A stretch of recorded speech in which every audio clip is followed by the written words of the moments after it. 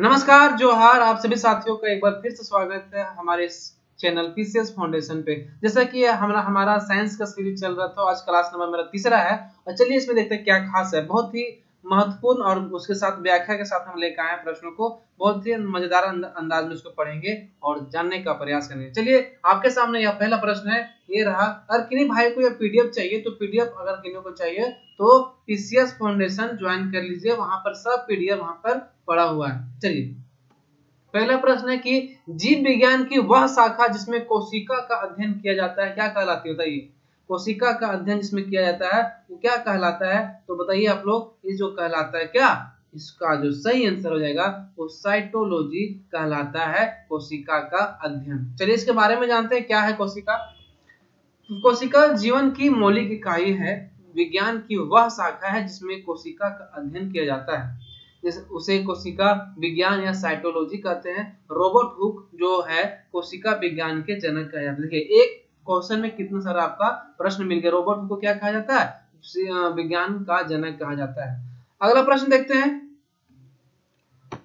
जीवों के वर्गीकरण की 5 अवस्था है की अवधारणा दी थी। जो जीवों के वर्गीकरण की 5 अवस्था भाग है, अवधारणा द्वारा दी गई थी। किसने दिया था कि जीवन की जो वर्गीकरण किया था वो किसने किया था, तो इसका जो सही आंसर हो जाएगा कौन सा हो जाएगा, इसका जो सही आंसर है रॉबर्ट व्हिटकर जो है ये दिए थे। जानते हैं इसके बारे में थोड़ा व्याख्या। सिस्टेमा नेचुरई में कार्ल लिनियस द्वारा वर्गीकृत पादप तथा जंतु जगत के स्थान पर रॉबर्ट हार्डिंग व्हीटर जो एक प्रसिद्ध अमेरिकी पादप पारिस्थितिकीविद थे, कहाँ के थे, ये अमेरिकी पारिस्थितिकीविद थे, ने जीवों को 5 भागों से मोनेरा जगत, प्रोटिस्टा जगत, कवक जगत, पादप जगत व जंतु जगत में वर्गीकृत करने की अवधारणा 1969 में प्रस्तुत की। कितना भाग बांटा, तो 5 कौन कौन, मोनेरा जगत, प्रोटिस्टा जगत, कवक जगत, पादप जगत, जंतु व जंतु जगत में वर्गीकृत किया है। चलिए आगे बढ़ते हैं। थोड़ा सा आवाज में दिक्कत आ सकती है लेकिन क्या करें, थोड़ा सा दिक्कत आ गया है।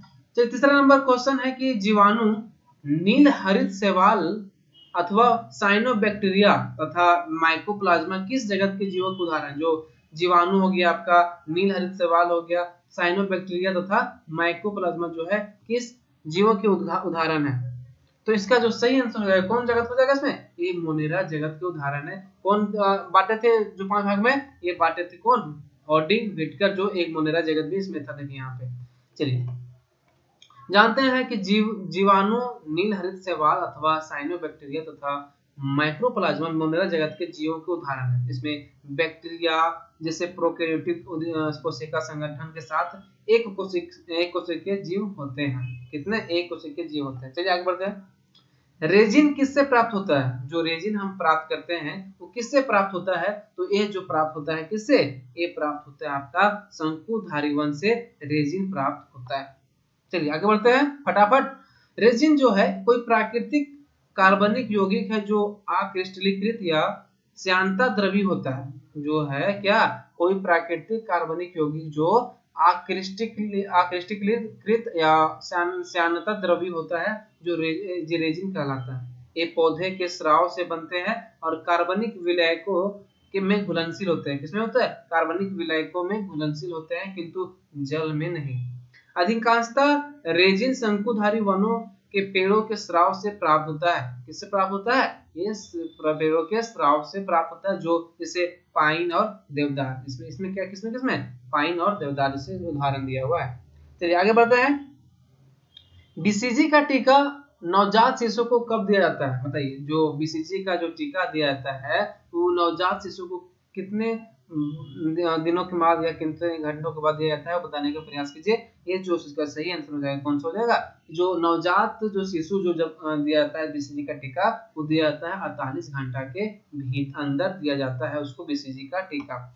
से बीसीजी का टीका तापेदिक जीवाणु के खिलाफ कार्य करती है। तब क्या करती है बीसीजी का टीका, तापेदिक जीवाणु के खिलाफ कार्य करती है। यह एक जीवित जीवाणु टीका है। क्या है, जीवित जीवाणु टीका है जो नवजात बच्चों के जन्म के 48 घंटे के अंदर दिया जाता है। 48 घंटे के अंदर दिया जाता है। अगला नंबर सवाल है कि गांठ युक्त जड़ें जो है सामान्यतः किस पौधे में पाई जाती है? जो गांठ युक्त जड़ें है वो किस पौधे में पाई जाती है? तो इसका जो सही आंसर हो जाएगा कौन सा हो जाएगा? इसका सही आंसर हो जाता है दलहन पौधे में गांठ जड़ें पाए जाती है। जानते हैं इसके बारे में थोड़ा? गांठ युक्त जड़ें सहजीवी के कारण होती है। जो गांठ युक्त जड़ें होती है वो सहजीवी के कारण होती है, क्योंकि कोशिकाओं की वृद्धि के कारण गांठों का निर्माण होता है। क्या होता है? कोशिका जब वृद्धि करता है तो गांठों का निर्माण होता है। ये अधिकांशतः दलहन पौधे में सहजीवी संबंध बना रहते हैं, सहजीवी संबंध बना रहते हैं और नाइट्रोजन के स्थिरीकरण में मदद करते हैं। क्या करते हैं? नाइट्रोजन के स्थिरीकरण में क्या करते हैं? मदद करते हैं। जैसे मटर, फली, चना आदि सब मदद करते हैं। चलिए आगे बढ़ते हैं। बहुत ही अच्छा लग रहा होगा आपको तो लाइक जरूर कर दीजिएगा, थोड़ा सब्सक्राइब भी कर दीजिएगा और जल्द ही हमारा 1000 पूरा होने वाला है तो आप उसमें सहयोग कीजिएगा। हरित उर्वरक किसके अपघटन से प्राप्त किया जाता है? जो हरित उर्वरक है किसके अपघटन से प्राप्त किया जाता है? तो बताने का प्रयास कीजिए कि हरित उर्वरक जो है वो किया जाता है किससे? हरे फलदार पौधों के अपघटन से हरित उर्वरक अपघटन प्राप्त किया जाता है। इससे चलिए जानते हैं इसके बारे में। हरित उर्वरक हरे फलदार पौधों के साथ अपघटन करके बनाया जाता है। किससे? हरित उर्वरक हरे फलदार पौधों के साथ अपघटन करके बनाया जाता है और फलीदार पौधों की गांठ युक्त जड़ों को नाइट्रोजन स्थिरीकरण जीवाणु राइबोजियम, ब्रेडीराइबोजियम, एजोस्पिरिलियम की सहायता से नाइट्रोजन का स्थिरीकरण करती है। यह हरित उर्वरक जैविक कृषि खेती में भूमि की उर्वरता में वृद्धि करती क्या करती है? भूमि या हरित उर्वरक जो है जैविक कृषि खेती में भूमि की उर्वरता में मदद करती है। चलिए आगे सवाल पढ़ते हैं कि निम्न में से कौन सा पक्षी भोजन चुराने के लिए अन्य पक्षियों की आवाज निकालता है? बताइए। बहुत ही मजेदार है कि एक कौन सा पक्षी है जो भोजन चुराने के लिए क्या करता है? अन्य पक्षियों जैसी आवाज निकालता है। कौन सा हो जाएगा इसमें? इसमें जो हो जाएगा कौन? डोंगो। डोंगो एक तरह का पक्षी है जो भोजन चुराने के लिए वह आवाज निकालता है दूसरे, जैसे कि डोंगो अथवा मजूंगा। डोंगो इसको क्या नाम बोलते हैं? मजूंगा डिक्रीडी कुल के कुल उपकल जैसे डिक्रीमी जैसे संबंधित पक्षी है जो काले गहरे धूसरे रंग के होते हैं। कैसे होते हैं? काले गहरे धूसरी रंग के होते हैं। इनका आहार मोटे छोटे कीड़े जैसे होते, छोटे मोटे कीड़े होते हैं जिनको उड़ते हुए अथवा भूमि पर चलते हुए पकड़ लेते हैं। क्या करते हैं? उड़ते हुए पकड़ते हैं या चलते हुए पकड़ लेते हैं। और डोंगो कभी कभी भोजन में प्रतिस्पर्धा करने वाले अन्य पक्षियों पर आक्रामक हो जाते हैं। जैसे कि उसमें क्या होता है ना कि कभी कभी कंपटीशन होता है कौन लुटेगा, उसमें भी क्या प्रतिस्पर्धा करने पर पक्षियों पर आक्रामक हो जाता है। कभी कभी अन्य पक्षियों की आवाज की नकल कर उनका भोजन चुरा लेता है। देखिए कितना चोर है। इनमें से कौन विटामिन ई का अच्छा स्रोत है? जो विटामिन ई का जो अच्छा स्रोत है कौन हो जाएगा इसमें? क्या मांस है, घी है या पीली जर्दी है, ताजी सब्जी है? कौन सा हो जाएगा आंसर? इसका जो सही आंसर हो जाएगा ताजी सब्जियों से क्या होता है? विटामिन जो ई का अच्छा स्रोत है। इसीलिए भाई साहब थोड़ा सब्जी भी खाया कीजिए, मजा आ जाएगा खाने में। चलिए आगे देखते हैं इसके बारे में। विटामिन ई का रासायनिक नाम टेकोफेरोल है। याद रखिएगा विटामिन ई को क्या बोलते हैं रासायनिक नाम? टोकोफेरोल होता है, जिसे सौंदर्य विटामिन भी कहा जाता है। यह लैंगिक ग्रंथि की सामान्य गतिविधि और पुरुषों में प्रजनन क्षमता को नियंत्रित करने में क्या करता है? मदद करता है। पुरुषों में क्या करता है? प्रजनन क्षमता में नियंत्रित करने में यह मदद करता है। विटामिन ई की कमी से महिलाओं में गर्भपात व नवजात शिशुओं के जैसे हेमोलाइटिक एनीमिया हो जाता है। इसमें क्या होता है? विटामिन ई की कमी से महिलाओं में गर्भपात व नवजात शिशुओं में हेमोलाइटिक एनीमिया हो जाता है। विटामिन ई जो है अच्छे स्रोत है, जैसा ताजी सब्जियां, फल, सूखे मेवे, बीज होते हैं इसके अंदर। आगे बढ़ते हैं। एंजाइम लाइपेज शरीर के किस अंग द्वारा निर्मित होता है? एंजाइम जो लाइपेज हम देख रहे हैं वो शरीर के किस अंग द्वारा निर्मित होता है? तो किसके द्वारा निर्मित होता है? ये जो निर्मित होता है अग्नाशय के द्वारा यह निर्मित होता है। कौन? एंजाइम लाइपेज जो होता है। चलिए आगे बढ़ते हैं, इसके बारे में जानते हैं थोड़ा सा। लाइपेज अग्नाशय द्वारा निर्मित प्रोटीन का एक का प्रकार है। जो अग्नाशय लाइपेज है ना, अग्नाशय द्वारा निर्मित प्रोटीन का प्रकार है जो वसा के पाचन में सहायता करता है। क्या करता है? वसा के पाचन में क्या करता है? सहायता करता है। सामान्य वयस्क मनुष्य में लाल रक्त कोशिकाओं की गिनती की संख्या है। सामान्य वयस्क जो बात करें नॉर्मल पुरुष में, तो लाल रक्त कोशिकाओं की गिनती की संख्या कितनी है उसमें? बताइए। ये फैक्चुअल सवाल है कि जिसमें कितना हो सकता है, तो इसका जो सही आंसर है वो 5.5 मिलियन लाख की संख्या है। मतलब सामान्य वयस्क मनुष्य में लाल रक्त कोशिकाओं की गिनती में कितना 5.5 मिलियन लाख जो है, मिलियन यानी लाख। वयस्क मनुष्य जो है, वयस्क मनुष्य में लाल रक्त कोशिकाओं की संख्या 5 लीटर में 5.5 लाख तथा महिलाओं में इनकी संख्या 4 से 5 लाख कम की लाख होती है। महिला पुरुष में कितना हो जाएगा, 5.5 लाख, महिलाओं में इनकी संख्या कितना 4 से 5 लाख होती है। लाल रक्त कोशिकाओं हीमोग्लोबिन वहन करती है, क्या करती है, हीमोग्लोबिन वहन करती है, जिससे आगे की तरफ 4 अणु ऑक्सीजन तथा 4 अणु हीमो समूह होते हैं। क्या होते हैं, 4 अणु ऑक्सीजन तथा 4 अणु हीमो समूह होते हैं। प्रत्येक मानव में लाल रक्त कोशिकाओं लगभग 270 लाख हीमोग्लोबिन के अणु से युक्त होती है। चलिए आगे बढ़ते हैं थोड़ा सा। निम्न में से आनुवांशिकी बीमारी कौन सी है, बताइए। जो क्या डाउन सिंड्रोम है कि एलिफेंटोसिस है कि दमा है कि रात्रि अंधता है, इसमें कौन सा हो जाएगा जो आनुवंशिकी बीमारी से संबंधित है। इसका जो सही आंसर हो जाएगा डाउन सिंड्रोम, इसका सही आंसर हो जाएगा, क्योंकि इसके बारे में जानते हैं कि आनुवंशिकी बीमारी गुणसूत्री विपथन के कारण होता है। क्या होता है, गुणसूत्र विपथन के कारण होता है। गुणसूत्रों की संख्या 21 के त्रिगुण के कारण डाउन सिंड्रोम हो जाता है। गुणसूत्रों की जो संख्या है 21 के त्रिगुण के कारण डाउन सिंड्रोम हो जाता है। गुणसूत्रों की संख्या 21 चेहरे की बनावट के लिए जिम्मेदार, जो गुणसूत्र की संख्या 21 जो है ना भाई साहब, बहुत ही है महत्वपूर्ण है कि जिसका थोड़ा अच्छा होगा उसका चेहरा भी थोड़ा अच्छा होगा, इसीलिए इसको क्या बोलते हैं, गुणसूत्र 21 को बोलते हैं चेहरे की बनावट के लिए जिम्मेदार होता है। आगे बढ़ते हैं। यदि वस्तु एक सतह पर खिसकती है तो उनकी गति के विरुद्ध लगने वाला बल क्या है। ऐसे कि वही वस्तु खिसक रही है तो उसके विरुद्ध जो बल लग रहा है वो कौन सा बल लगता है, ये जो बल लगता है ये लगता है कौन सा, ये लगता है आपका घर्षण बल इसमें लगता है। चलिए जानते हैं इसके बारे में कि जब एक वस्तु दूसरी वस्तु अथवा सतह पर खिसकती है तो उनके बीच उत्पन्न घर्षण उसकी गति को अवरुद्ध करती है, मतलब घर्षण हो जाती है तो उसको गति को अवरुद्ध करती है। चलिए आगे बढ़ते हैं। इसमें पूछा है भाई साहब कि पृथ्वी के किस बिंदु पर किसी वस्तु का भार अधिकतम होगा। जैसे पूछा है कि जो पृथ्वी पर किस बिंदु पर जो है कि वस्तु का भार अधिकतम होगा, तो बताइए किस पर होगा। ये हो जाएगा उत्तरी ध्रुव पे, यहाँ पर जाइएगा ना तो यहाँ पर ये विषुवत रेखा हो गया, यहाँ पे उत्तरी ध्रुव, तो उत्तरी ध्रुव पे जाने पर किसी वस्तु का भार अधिकतम हो जाता है। जैसे कि जिस प्रकार पृथ्वी ध्रुवों पर चपटी तथा भूमध्य रेखा ऊपर उभरी हुई है, वही गुरुत्व के कारण उत्पन्न त्वरण पृथ्वी से दूर विपरीत समानुपाती होता है। क्या होता है, समानुपाती होता है। साथ ही उत्तरी ध्रुव दक्षिणी ध्रुव की अपेक्षा ज्यादा चपटा होता है। क्या होता है कि उत्तरी ध्रुव जो दक्षिणी ध्रुव है अपेक्षा ज्यादा चपटा होता है, जिससे पृथ्वी की त्रिज्या कम होती है, इसलिए उत्तरी ध्रुव पर वस्तु का भार अधिकतम होता है। त्रिज्या कम होने से वहां पे क्या हो, इसलिए ध्रुव पर जो वस्तु का भार अधिकतम होता है। आगे बढ़ते हैं। घड़ी की जो स्प्रिंग में संरक्षित ऊर्जा, जैसे कि घड़ी की जो स्प्रिंग है वहां पे उसमें जो संरक्षित ऊर्जा है उसमें कौन सा ऊर्जा होता है, संरक्षित ऊर्जा, तो कौन सा हो जाएगा आपका, ये जो सही आंसर हो जाएगा उसमें क्या होता है, स्थितिज ऊर्जा उसमें होता है। जानते हैं इसके बारे में कि स्थितिज ऊर्जा एक संरक्षित ऊर्जा है। स्थितिज ऊर्जा क्या है, एक संरक्षित ऊर्जा है जो वस्तु की स्थिति और उसकी विशिष्टता पर निर्भर करती है। क्या करती है, जो वस्तु की स्थिति और उसकी विशिष्टता पर निर्भर करती है। घड़ी अथवा घड़ी की स्प्रिंग में संरक्षित ऊर्जा स्थितिज ऊर्जा होती है। चलिए आगे बढ़ते हैं। तेल की बूंदें जल पर फैल जाती है क्यों।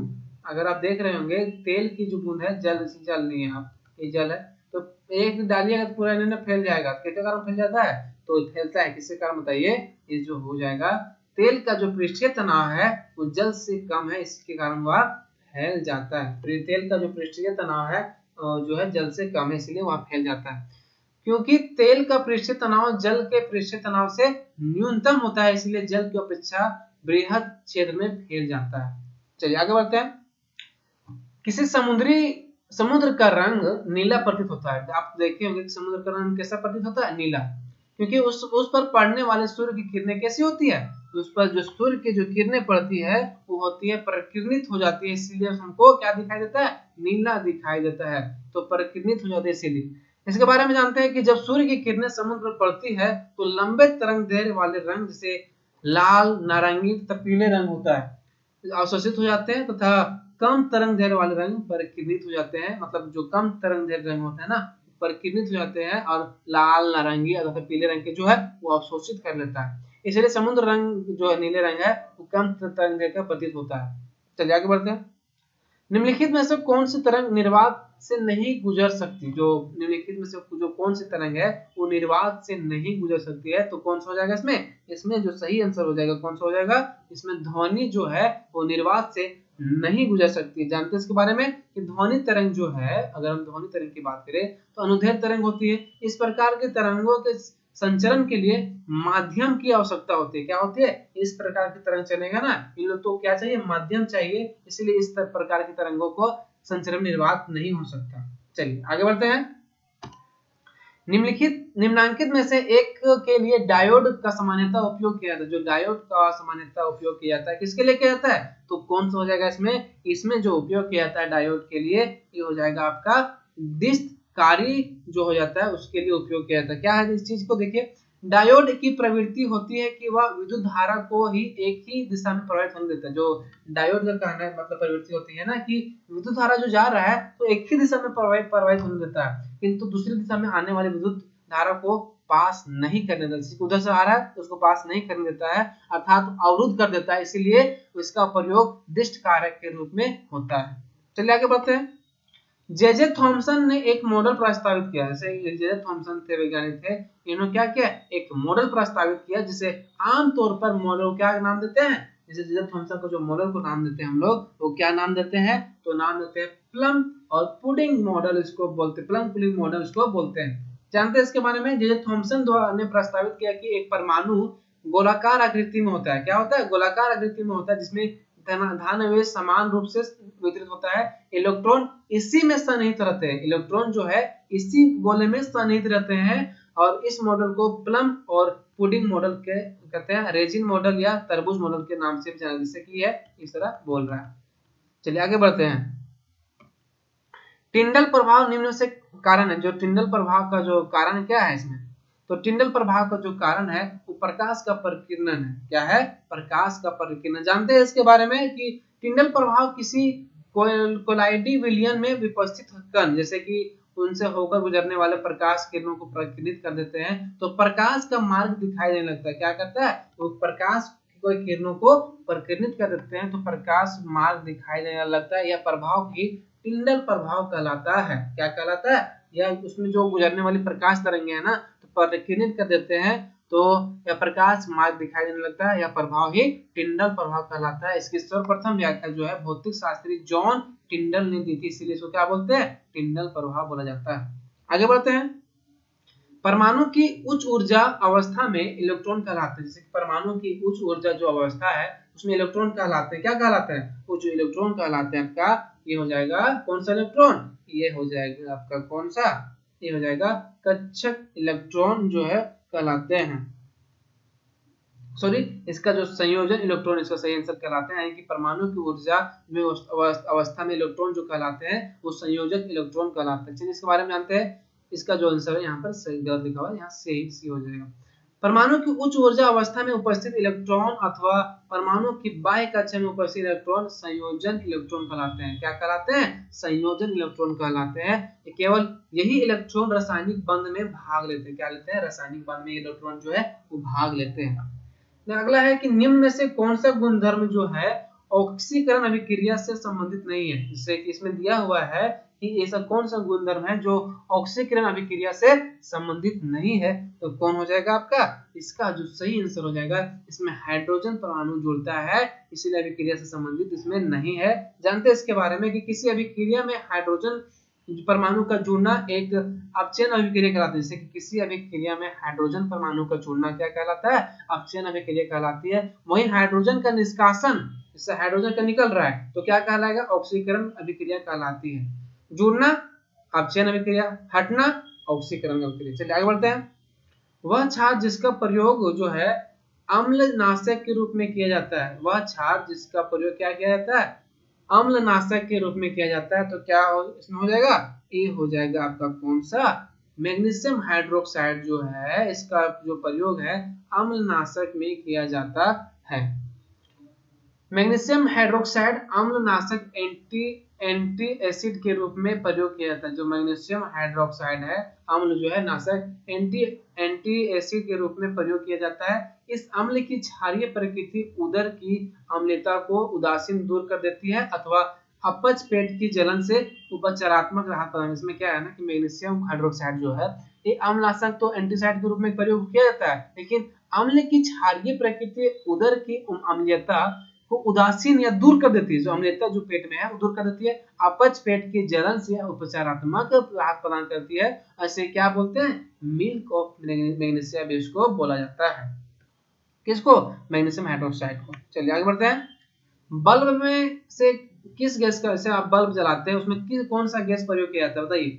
बल्ब जो है निम्न से गैस का प्रयोग किया जाता है, कौन सा गैस हो जाएगा, ये जो गैस हो जाएगा ये हो जाएगा, इसमें आर्गन गैस का प्रयोग किया जाता है।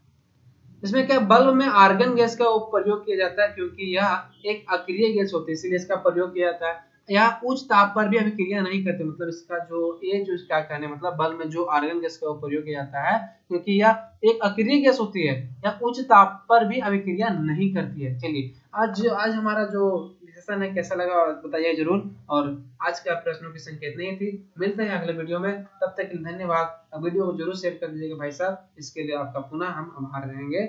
और चलिए जोहार झारखंड।